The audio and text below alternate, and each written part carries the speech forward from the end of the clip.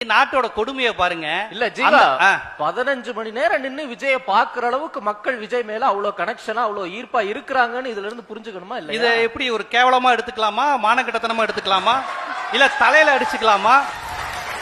வேற என்ன செய்ய? அவ்வளவு அப்படி ஒரு கூட்டம் இருக்கு.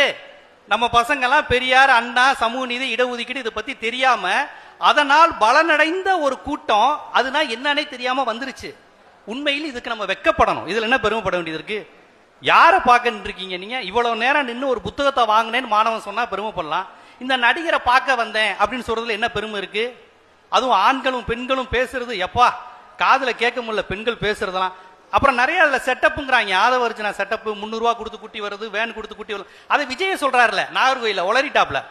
நீங்க அங்க வந்தீங்கல்ல அப்படிங்கிறாப்ல. ஒரு வீடியோ பாத்தீங்களா? ஏய் நீ எதை சொல்ற வடிவில் கேட்கிற மாதிரி நாங்க பார்த்தே இல்லை அப்படின்ட்டாப்ல. இதுக்குதான் விஜய்கிட்ட ஸ்கிரிப்ட்ல இல்லாததை பேசக்கூடாதுன்னு சொல்றது. அது ஸ்கிரிப்ட்ல கிடையாது, அது விஜய் இயல்பா பேசினது. மாட்டிக்கிட்டாரு. ஸ்கிரிப்ட்ல இருக்காது. அங்கே நீ உன்னை நான் அங்கே பார்த்தேனேன்னு அந்த பேப்பர்ல கிடையாது. இவரா எமோஷனல பேசிட்டார் நாகர்கோயில. ஏய் நீ உன்னை அங்கேயும் பார்த்தேன், ஓ அங்க இருந்து இங்க ஃபாலோ பண்றீங்களா அப்படின்னு. டே இதை தாண்டா விமர்சனமா சொல்லிக்கிட்டு இருக்காங்க, அதையே அவரே ஓப்பனா சொல்றாரு. அப்ப இதுதான் இந்த கட்சியினுடைய லெவல்.